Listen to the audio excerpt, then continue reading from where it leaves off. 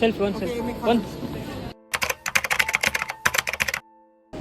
So ಇವ್ರು ಹೇಳೋ ಪ್ರಕಾರ ಇವಾಗ ಯಾವುದೇ ಫ್ಲೈಟ್ ಇಲ್ಲ, ಫ್ಲೈಟ್ ಸಿಗಲ್ಲ. ಅಲಿಯನ್ಸೋ ಏಲಿಯನ್ಸೋ ಆ ಏರ್ಲೈನಿಂದ ಇವತ್ತು ಡೇನೇ ಹಾಳಾಗೋಯ್ತು. ಅಣ್ಣ ಏನಾಯ್ತಣ್ಣ? ಯಾಕಣ್ಣ ಅಣ್ಣ? ಇನ್ನು ಏನೋ ಬೇಕಣ್ಣ. ಇದು ಸರಿಯಾಗ್ಲಿಲ್ವೇ? ಇಲ್ಲ. ನೆಕ್ಸ್ಟ್ ಯಾವಾಗಿರುತ್ತೆ ಫ್ಲೈಟ್? ಹ್ಯಾಪಿ ಫ್ಲೈಟ್ ಜರ್ನಿ ಆಗುತ್ತೆ ಇವಾಗ. ಸೊ ಹಾಯ್ ಎಲ್ರಿಗೂ ನಮಸ್ಕಾರ. ನಾನಂತೂ ಸಖತ್ತಾಗಿದ್ದೀನಿ. ಐ ಹೋಪ್ ನೀವು ಸಖತ್ತಾಗಿದ್ದೀರಾ ಅಂತ ಅನ್ಕೋತೀನಿ. ಸೊ ಇವಾಗ ನಾವಿರೋದು ಕೆಂಪೇಗೌಡ ಇಂಟರ್ನ್ಯಾಷನಲ್ ಏರ್ಪೋರ್ಟಲ್ಲಿ. ಏನಪ್ಪ ಅಂದರೆ ತಮ್ಮದೇ ನೋಡಿ ಗೊತ್ತಾಗಿರುತ್ತೆ ನಿಮ್ಗೆ ಆಲ್ರೆಡಿ. ಬರೀ ಕೇವಲ 675 ರೂಪಾಯಿಗೆ ನೀವು ಕೂಡ ಫ್ಲೈಟಲ್ಲಿ ಬರ್ಬೋದು. ಹೇಗಪ್ಪ ಅಂತ ಹೋಗ್ಬೋದು, ಎಲ್ಲಿಗೆ ಬಿಡ್ತಾರೆ ಅಂತ ಕೇಳೋದಾದರೆ ಬೆಂಗಳೂರು ಟು ಸೇಲಂಗೆ ಹೋಗ್ಬೋದು. ಕೇವಲ 675. ಇದನ್ನ ನಾವು ಎಲ್ಲೋ ಖರ್ಚು ಮಾಡ್ತೀವಿ. ಅದ್ರ ಬದಲು ಎಲ್ರಿಗೂ ಒಂಥರ ಆಸೆ ಇರುತ್ತೆ, ಏನಂದರೆ ಜೀವನದಲ್ಲಿ ಒಂದು ಸಲ ಆದ್ರೂ ಫ್ಲೈಟಲ್ಲಿ ಹೋಗಬೇಕು ಅಂತ. ನಾವು ಯಾವಾಗಲೂ ಫ್ಲೈಟ್ನ ಹಿಂಗೆ ಮಾಡ್ತಾ ಇರ್ತೀವಿ. ಇವಾಗ ಫ್ಲೈಟಲ್ಲಿ ಹತ್ಬಿಟ್ಟು ವಿಂಡೋ ಸೀಟಲ್ಲಿ ಕುತ್ಕೊಂಡು ಭೂಮಿಯ ನೋಡೋದಂಥ ಆಸೆ ಇರುತ್ತೆ. ಅದೊಂಥರ ಲೈಫ್ ಟೈಮಲ್ಲಿ ಒಂದು ಎಕ್ಸ್ಪೀರಿಯೆನ್ಸ್ ಇರುತ್ತೆ. ಆ ಥರ ನಾವು ಇವತ್ತು ನಿಮ್ಗೆ ತೋರಿಸ್ತೀವಿ ಯಾವ ಥರ ಹೋಗ್ಬೋದು ಅಂತ. ಸೊ ನಮ್ಮದು ಫಸ್ಟ್ ಟೈಮ್ ಆಗಿರೋದು, ನಮಗೂ ಏನೂ ಗೊತ್ತಿಲ್ಲ. ಇವಾಗ ತಾನೇ ಪೊಲೀಸವರು ಚೆಕ್ ಮಾಡಿದ್ರು. ಸೊ ನಾನು ಆಧಾರ್ ಕಾರ್ಡ್ ಮರ್ತೋಗಿ ಬಂದಿದ್ದೆ, ಯಾಕಂದರೆ ಸಾಫ್ಟ್ ಕಾಪಿ ನಡೀತು ಅಂತ ಹೇಳಿದರು ವಿಡಿಯೋ ನೋಡಿದಾಗ. ಆದರೆ ಇಲ್ಲಿ ಇಲ್ಲ, ಆಗಲ್ಲ ಅಂತಂದರು. ಆಮೇಲೆ ಡಿಜಿ ಲಾಕರಲ್ಲಿ ಆಪ್ ಡೌನ್ ಮಾಡಿ ಅದರಿಂದ ತೋರಿಸಿದೆ. ಸರಿ ಓಕೆ ಅಂತ ಹೇಳಿದ್ರು. ಸೊ ಎಲ್ಲರೂ ಕಂಪಲ್ಸರಿ ಒಂದು ID ಪ್ರೂಫ್ ತರಲೇಬೇಕಾಗುತ್ತೆ. ನೀವು ಫಸ್ಟ್ ಟೈಮ್ ಫ್ಲೈಟಲ್ಲಿ ಹೋಗ್ತಾಯಿದ್ರೆ ನಿಮಗೂ ಹೆಲ್ಪ್ ಆಗುತ್ತೆ ಈ ವಿಡಿಯೋ.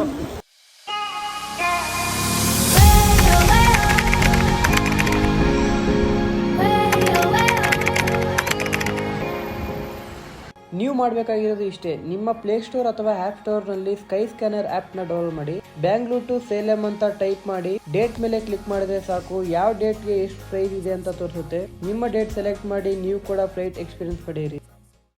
ಸೊ ಇವಾಗ ಹೊರಡೆ ಹೋಗ್ತಾ ಇದ್ದೀವಿ, ನೋಡೋಣ ಮತ್ತೆ ಏನೇನಿರುತ್ತೆ ಅಂತ. ನಮಗಂತೂ ಗೊತ್ತಿಲ್ಲ ಅಲ್ಲಿ ಏನು ಮಾಡಬೇಕಂತ. ಫಸ್ಟ್ ಟೈಮ್ ಆದ್ದರಿಂದ ಏನೇನಾಗುತ್ತೆ ಎಲ್ಲ ಹೇಳ್ಕೊಡ್ತೀನಿ. ವಿಡಿಯೋ ಕೊನೆ ತನಕ ನೋಡಿ. ಹಾಗೆ ಈ ವಿಡಿಯೋ ಬಗ್ಗೆ ನಿಮ್ಗೆ ಏನು ಅನಿಸುತ್ತೋ ಅಂತ ಕಮೆಂಟ್ ಕೂಡ ಮಾಡಿ.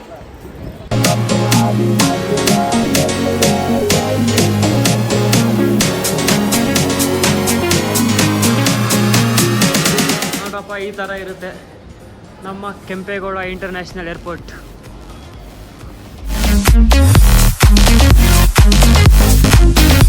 ಎಂಟ್ರಿ ಆಗಿದ ತಕ್ಷಣ ನಿಮ್ಗೆ ಇಲ್ಲೇ ಎಲ್ಲ ಬೋರ್ಡ್ ಹಾಕಿರ್ತಾರೆ, ಯಾವುದೇ ಫ್ಲೈಟ್ ಎಲ್ಲೆಲ್ಲ ಹೋಗುತ್ತೆ ಅಂತ. ಸೊ ನಮ್ಮ ಫ್ಲೈಟು ಎಲ್ಲೈತೇಳು? ನಾವು ಇಲ್ಲೇ ಅರ್ಥ ಮಾಡ್ಕೋಬೇಕಿತ್ತು, ನಾವು ಫ್ಲೈಟಲ್ಲಿ ಹೋಗ್ತೀವಿ ಅನ್ನೋ ಕನಸು ಈಡೇರಕ್ಕೆ ಇನ್ನೂ ಟೈಮ್ ಬಂದಿಲ್ಲ ಅಂತ. ನಮ್ಮ ಫ್ಲೈಟೇ ಇಲ್ಲ. ಇಲ್ಲಿ ನನ್ನ ಫ್ರೆಂಡ್ದು ಬೋರ್ಡಿಂಗ್ ಪಾಸ್ ಸಿಸ್ಟಮಲ್ಲಿ ವರ್ಕ್ ಆಗಲಿಲ್ಲ, ಅದಕ್ಕೆ ಡೈರೆಕ್ಟಾಗಿ ಪೊಲೀಸ್ ಹತ್ರನೇ ಹೋಗಿ ಚೆಕ್ ಮಾಡಿಸ್ಕೊಂಡು ಬಂದ.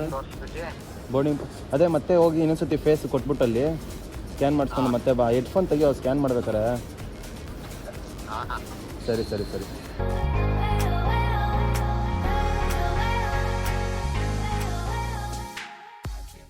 ನಿಮ್ಮದು ಯಾವ ಏರ್ಲೈನ್ ಇರುತ್ತೋ ಅಲ್ಲಿ ಹೋಗ್ಬಿಟ್ಟು ನೀವು ಬೋರ್ಡಿಂಗ್ ಪಾಸ್ ಮಾಡಬೇಕು. ನಮ್ದು ಇದು ಏಲಿಯನ್ ಏರ್ಲೈನಾ ಅಥವಾ ಅಲಿಯನ್ಸ್ ಏರ್ಲೈನ್ಸ ಗೊತ್ತೇ ಇಲ್ಲ. ಅಲಿಯನ್ಸ್ ಏರ್ಲೈನ್ ಇಲ್ಲಿಂದಾನೇ ಸ್ಟಾರ್ಟ್ ಆಗಿದ್ದು ನಮ್ಮ ಕನಸಾಗಿ ಉಳಿಯೋಕ್ಕೆ. ಕ್ಯಾನ್ಸಲ್ ಅಂತವ್ರಲ್ಲ.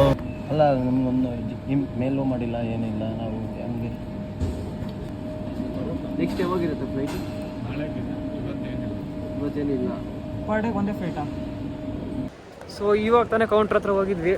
ಅವ್ರು ಏನು ಹೇಳೋ ಪ್ರಕಾರ ಅಂದರೆ ಇವತ್ತು ಫ್ಲೈಟ್ ಯಾವುದೂ ಇಲ್ಲ, ಎಲ್ಲ ಕ್ಯಾನ್ಸಲ್ ಆಗುತ್ತೆ, ನಿಮ್ಗೆ 90% ಚಾನ್ಸ್ ಇದೆ, ಕ್ಯಾನ್ಸಲ್ ಆಗೋ ಚಾನ್ಸಸ್ ಇದೆ ಅಂತ ಹೇಳೋರೆ. ಏನಂದರೆ ಬೆಂಗಳೂರಿಂದ ಸೇಲಂಗೆ 2 ಫ್ಲೈಟ್ ಐತಂತೆ. ಆ 2 ಫ್ಲೈಟು ಕೂಡ ಇವತ್ತು ಟೆಕ್ನಿಕಲ್ ಇಶ್ಯೂಯಿಂದ ಕೊಚ್ಚಿಯಲ್ಲಿ ಐತಂತೆ 2 ಫ್ಲೈಟ್ಗಳು. ಸೊ ನಿಮ್ಮ 90% ಕ್ಯಾನ್ಸಲ್ ಆಗುತ್ತೆ ಅಂತ ಅವರು ನಕ್ಕೊಂಡೆಲ್ಲ ಹೇಳ್ತಾಯಿದ್ರು. ಆಮೇಲೆ ಸ್ವಲ್ಪ ಕುತ್ಕೊಂಡು ಕಸ್ಟಮರ್ ಕೇರ್ ಕಾಲ್ ಮಾಡಿದ್ವಿ. ಅವ್ರು ಹೇಳೋ ಪ್ರಕಾರ ಇಲ್ಲ, ಬರುತ್ತೆ, 2 ಗಂಟೆ ಆಗುತ್ತೆ, ನಿಮ್ಮದು 2 ಗಂಟೆಗೆ ಡಿಪಾರ್ಚರ್ ಆಗುತ್ತೆ ಫ್ಲೈಟು ಅಂತ ಹೇಳೋರೆ. ನೋಡಬೇಕು ಇವಾಗ. 1 hour later.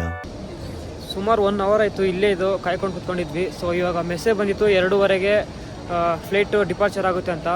ಸೊ ಮತ್ತೆ ಇನ್ನೊಂದು ಸ್ವಲ್ಪ ಕುತ್ಕೊಂಡು ಪಬ್ಜಿ ಆಡ್ಕೊಂಡು ಆಟ ಆಡ್ಕೊಂಡಿದ್ವಿ. ಸೊ ಹೆಂಗೋ 2:15ಗೆ ಫ್ಲೈಟ್ ಹತ್ತೆಲ್ಲ ಹೋಗೋಣ ಅಂತ. ಆದರೆ ಇವಾಗ ತಿರ್ಗಾ ಮೆಸೇಜ್ ಬಂದು 4:20ಕ್ಕೆ ಫ್ಲೈಟು ಡಿಪಾರ್ಚರ್ ಆಗುತ್ತೆ ಅಂತ ಹೇಳೋರೆ. ಸೊ ಮತ್ತೆ ಇವಾಗ ಹೋಗ್ಬಿಟ್ಟು ಅಲ್ಲಿ ಕೇಳಿದಾಗ ಇಲ್ಲ, ಫ್ಲೈಟು ಕನ್ಫರ್ಮ್ ಆಗೋದೇ ಇಲ್ಲ ಅಂತ ಹೇಳಿದ್ರು. ಸರಿ ನಾಳೆಗಾದರೂ ಇರುತ್ತೆ ಅಂತ ಕೇಳಿದ್ರೆ ನಾಳೆಗೂ ಇಲ್ಲ, ಯಾವ ಫ್ಲೈಟು ಡೈಲಿ ಇದೇ ಥರ ರೊಟೀನ್ ಆಗ್ತಾ ಇರುತ್ತೆ, ಎನಿ ಟೈಮ್ ಕ್ಯಾನ್ಸಲೇಷನ್ ಆಗ್ತಾ ಇರುತ್ತೆ ಹೇಳಿದ್ರು. ನಾವು ಬುಕ್ ಮಾಡಿದ್ದು ಅಲಯನ್ಸ್ ಏರ್ ಅಂತ.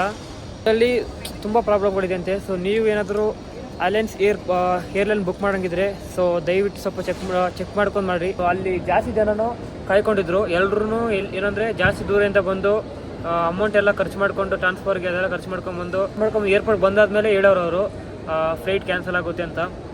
ಅದರಿಂದ ಅಲ್ಲಿ ಎಲ್ಲರೂ ಗುಂಪು ಕಟ್ಕೊಂಡಿದ್ರು. ಸೊ ಅಲ್ಲಿ ಮ್ಯಾನೇಜರ್ಗೆ ಫೋನ್ ಮಾಡಿ ಒಬ್ಬರು ಮಾತಾಡಿದ್ರು ನಮ್ಮ ಮುಂದೆ. ಅವರು ಇಲ್ಲ ಸರ್ ಆ ಥರ ಪರಿಹಾರ ಏನು ಕೊಡಲ್ಲ, ಬರೀ ರೀಫಂಡ್ ಮಾತ್ರ ಕೊಡ್ತೀವಿ, ನಿಮಗೆ ಏನು ಮಾಡ್ಕೊಳ್ತೀರೋ ಮಾಡ್ಕೊಳ್ರಿ ಅಂತೆಲ್ಲ ಹೇಳಿದ್ರು. ಸೊ ಈ ಥರ ಎಲ್ಲ ಆಗುತ್ತೆ, ಎಲ್ರಿಗೂ ಪರಿಹಾರ ಕೊಡೋ ಗಂಟೆ ಇಲ್ಲಿಂದ ಹೋಗಲ್ಲ ಅಂತ. ಸೊ ನೋಡೋಣ ಏನಾಗುತ್ತೆ ಅಂತ. So first time flight book ಈ ಥರ ಆಗೋಯ್ತು. ಅಣ್ಣ ನನ್ನ ಕೈಲಿ ಆಯ್ತಾ ಇಲ್ಲ. ಕಸ್ಟಮರ್ ಕೇರ್ಗೆ ಫೋನ್ ಮಾಡ್ತಿದ್ದೆ ಜಸ್ಟ್ ಇವಾಗ. ಅವ್ರು ಹೇಳೋ ಪ್ರಕಾರನೂ ಕ್ಯಾನ್ಸಲ್ ಆಗುತ್ತೆ, ನಿಮ್ಮದು ಕ್ಯಾನ್ಸಲ್ ಮಾಡ್ಕೊಳ್ಳಿ ಅಂತ ಹೇಳ್ತವ್ರೆ. ಈ ಥರ ಕ್ಯಾನ್ಸಲ್ ಎಲ್ಲ ಆದಾಗ ಏನು ಮಾಡ್ಬೋದು ಅಂತ ಯೂಟ್ಯೂಬಲ್ಲಿ ನೋಡಿದಾಗ ಅವ್ರು ಹೇಳಿದ್ರು ಕಂಪೋಸೇಷನ್ ಏನೋ ಕೊಡ್ತಾರೆ, ಅಂದರೆ ಎಕ್ಸ್ಟ್ರಾ ಅಮೌಂಟ್ ಕೊಡ್ತಾರೆ, ಪ್ಲಸ್ ರೀಫಂಡ್ ಆಗುತ್ತೆ ನಿಮ್ಮ ಅಮೌಂಟ್ ಎಲ್ಲ ಅಂತ ಹೇಳವ್ರೆ. ಸೊ ನೋಡ್ಬೇಕು ಇವಾಗ ಏನು ಮಾಡಬೇಕಂತ. ಸ್ವಲ್ಪ ಬೇಜಾರಾಯಿತು, ಆದರೂ ಕ್ಯಾನ್ಸಲೇಷನ್ಗೆ ಅಪ್ಲೈ ಮಾಡ್ತೀವಿ. ಕೊನೆಗೂ ಖುಷಿ ವಿಚಾರ ಏನಂದರೆ ಫ್ಲೈಟ್ ಕ್ಯಾನ್ಸಲ್ ಆಯಿತು. ನೋವಿದೆ, ಆಕ್ರೋಶ ಇದೆ. ಸೊ ಇವಾಗ ಬ್ಯಾಂಗ್ಳೂರ್ ಇಂಟರ್ನ್ಯಾಷನಲ್ ಏರ್ಪೋರ್ಟ್ ಹೆಂಗಿದೆ ಅಂತ ತೋರಿಸ್ತೀನಿ, ಬನ್ನಿ ಹೊರಗಡೆ ಹೋಗೋಣ. ಸೊ ನೀವು ಎಂಟ್ರಿ ಆಗಿ ಹೊರಗಡೆ ಬಂದ ತಕ್ಷಣ ಕಾಣಿಸುತ್ತೆ ಇದು ಯಾವ ಐಟಮು ನೀವು ಫ್ಲೈಟಲ್ಲಿ ಎತ್ಕೊಂಡು ಹೋಗೋಗಿಲ್ಲ, ಅದಕ್ಕೆ ಎಲ್ಲ ಇಲ್ಲೇ ಗ್ಲಾಸಲ್ಲಿ ಇಟ್ಬಿಟ್ಟವ್ರೆ. ಈಗ ನೀವೇನು ನೋಡ್ತೀವಿ ಅವು ಯಾವುದೂ ಎತ್ಕೊಂಡು ಹೋಗಿಲ್ಲ ಫ್ಲೈಟಲ್ಲಿ.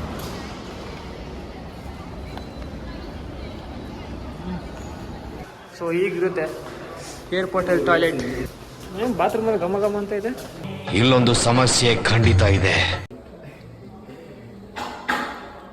ಏರ್ಪೋರ್ಟಲ್ಲಿ ನೀರು ಈ ಥರ ಕುಡಿಬೇಕು, ಈ ಥರ ಕುಡಿಬೇಕು ನೀರು. ಅನ್ಎಕ್ಸ್ಪೆಕ್ಟ್ ಆಗಿ ನಮಗೆ ಯೂಟ್ಯೂಬ್ ಮತ್ತೆ ಇನ್ಸ್ಟಾಗ್ರಾಮ್ನಲ್ಲಿ ಫೇಮಸ್ ಆಗಿರೋ ಯುನೆಸ್ ಜಾರೋ ಅವ್ರು ಸಿಕ್ಕಿದ್ರು. ಇವರು ರೀಸೆಂಟ್ ಆಗಿ ಕೇರಳದಲ್ಲಿ ಐಫೋನ್ ನ ಗಿವ್ ಅವೇ ಮಾಡ್ತಿದ್ರು. ಇವ್ರನ್ನ ನೋಡಿ ನನಗೂ ಒಂದ್ ಸೆಕೆಂಡ್ ಶಾಕ್ ಆಯ್ತು, ಐಫೋನ್ ಏನಾದ್ರು ಗಿವ್ ಅವೇ ಮಾಡಕ್ಕೆ ಬೆಂಗಳೂರಿಗೆ ಬಂದಿದಾರಾ ಅಂತ. ಆಮೇಲೆ ಇವ್ರ ವಿಡಿಯೋ ನೋಡಿದ್ಮೇಲೆ ಗೊತ್ತಾಯ್ತು ಆಲ್ರೆಡಿ ಇವರು ಬೆಂಗಳೂರಲ್ಲಿ ಐಫೋನ್ ನ ಗಿವ್ ಅವೇ ಮಾಡಿದ್ದಾರೆ ಅಂತ.